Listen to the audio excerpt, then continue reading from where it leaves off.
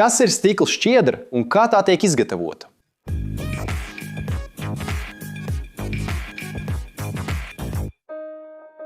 Sveiki, inženierijas cienītāji! Vai esat kādreiz aizdomājušies, kā šķietami trausli materiāli, piemēram, stikls, var pārvērsties par īpaši izturīgām struktūrām, kas spēj stiprināt automašīnas, kuģus un pat vēja turbīnas? Aiz šī paradoksa slēpjas stikla šķiedra, viens no daudzpusīgākajiem materiāliem mūsdienu industrijā. Bet kas tieši raksturo šo kompozītu materiālu un kādi ķīmiskie un fiziskie procesi ļauj to izgatavot? Bet vispirms, kas ir stikla šķiedra? Stikla šķiedra, tehniski saukt par Glass Fiber Reinforced Polymer, jeb stikla šķiedras pastiprinātu polimēru, ir kompozīta materiāls. Tas sastāv no divām būtiskām daļām – stikla šķiedrām, kas ir pastiprinājums, un polimēra sveķiem, kas ir matrica. Šķiedras, kuru diametrs svārstās no 5 līdz 25 mikrometriem un ir plānākas par mata pavadienu, nodrošina mehānisko izturību un stingrību. Savukārt sveķi, parasti poliestera, epoksīda vai vinilestera, darbojas kā līme, sadalot slodzes un aizsargājot šķiedras. Bet kā sākās stikla šķiedras ražošana? Ideja pastiprināt materiālus ar šķiedrām nav jauna. 18. gadsimtā franči eksperimentēja ar stikla diegiem audumos, taču rūpnieciskā tehnoloģija sāka attīstīties tikai 1930. gados, pateicoties Owens Corning Fiberglass Corporation. Uzņēmums izstrādāja dzīvotspējīgu metodi nepārtrauktu šķiedru ražošanai lielā apjomā, sākotnēji paredzētu siltumizolācijai. Izšķirošais pavērsiens notika saprotot, ka šķiedru orientācijas sveķos varēja. Mehāniskās īpašības. Princips, kas joprojām ir būtisks arī mūsdienās. Un kā tiek ražots stikla šķiedra? Procesā ir divi galvenie posmi – šķiedru ražošana un kompozītu materiālu formēšana. Stikla šķiedru ražošanā galvenā izejviela ir silīcijs, kas iegūts no kvarca smiltīm. Lai samazinātu kušanas temperatūru un pielāgotu īpašības, pievieno tādus minerālus kā kaļķakmens, kas sadalās kalcija oksīdā, alumīnija oksīdu ķīmiskajai izturībai un bora oksīdu, kas samazina kausētā stikla viskozitāti. Maisījumu izkausē krāsnīs aptuveni 1400 grādu pēc Celsija temperatūrā, veidojot šķidru stiklu. Šis materiāls pēc tam iziet cauri bušiņģiem, kas ir platīna plāksnes ar mikroskopiskiem caurumiem. Mehānisks vilkums ietekmē stikls izplūst caur caurumiem, veidojot nepārtrauktas šķiedras, kuras ātri atdzesē ar ūdeni. Svarīgs fakts ir tas, ka stiepšanas ātrums var sasniegt 3000 metru minūtē. Un straujā atdzesēšana novērš kristalizāciju, saglabājot stikla amorfo struktūru. Pirms uztīšanas šķiedras tiek pārklāts ar pārklājumu, jeb sizu, kas balstīts uz silāniem. Šī apstrāde veicina turpmāko saķeri ar sveķiem un aizsargā pret nodilumu. Kompozītu materiālu veidošanā šķiedras rovings auduma vai matrača veidā tiek kombinēts ar sveķiem. Viens no izplatītākajiem paņēmieniem ir roku laminēšana, un tas darbojas šādi. Veidne tiek pārklāta ar atdalītāju, un uz tās tiek uzklāts slānis, ko sauc par gelkotu, jeb pigmentētu sveķu apdares kārtu.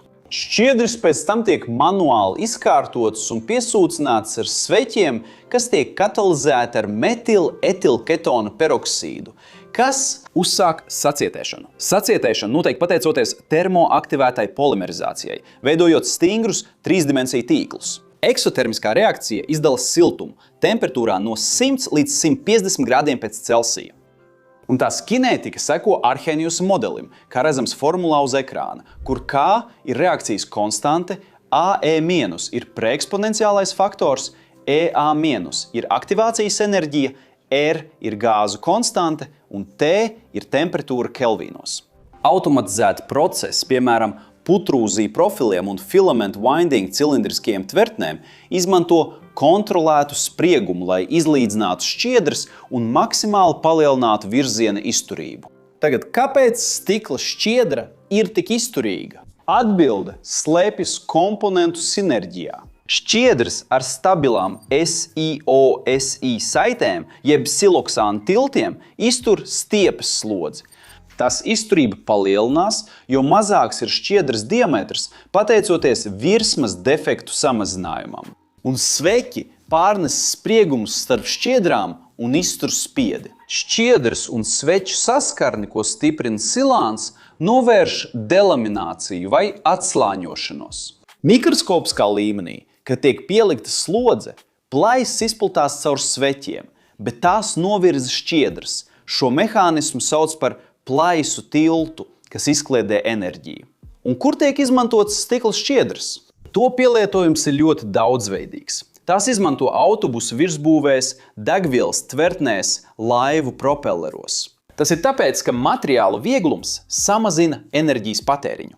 Tās var izmantot arī vēja turbīnu lāpstiņās, pret koroziju izturīgos ūdens un ķīmisko vielu cauruļvados, kā arī surfinga dēļos un makšķerkātos.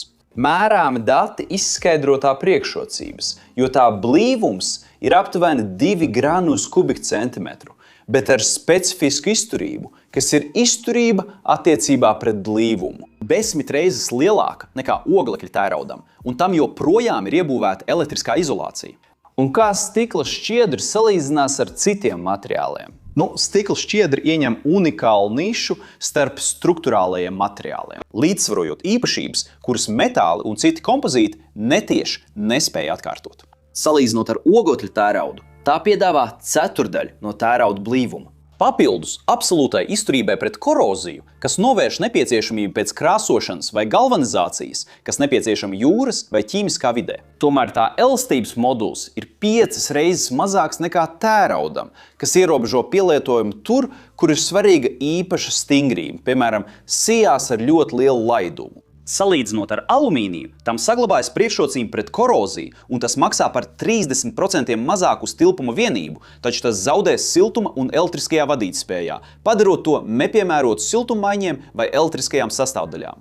Savukārt oglekļa šķiedra pārspēj stikla šķiedru pēc specifiskās izturības. Taču tā iegūst priekšrocību izmaksu ziņā, jo oglekļa šķiedra mūsdienās maksā aptuveni no 15 līdz $150 par kilogramu, bet stikla šķiedra no $1 līdz $5 par kilogramu. Konkrēti, tādās pielietojuma jomās kā vēja turbīnas stikla šķiedra dominē, pateicoties izmaksu un izturības līdzsvaram, kur tā iztur cikliskas slodzes, kas ir līdzvērtīgas 80% no oglekļa šķiedras izturības. Taču tikai par 20% no cenas. Savukārt ķīmiskajos tvertnēs tās inerce pret skābēm pārspēja pat metāla sakausējumus, piemēram, nerūsējošo tēraudu. Es, piemēram, izstrādāju projektu ķīmiskajai rūpnīcai, kas ražos niķeli un kobaltu. Un vairākās procesa daļās šajā procesā tiek izmantota sērskābe.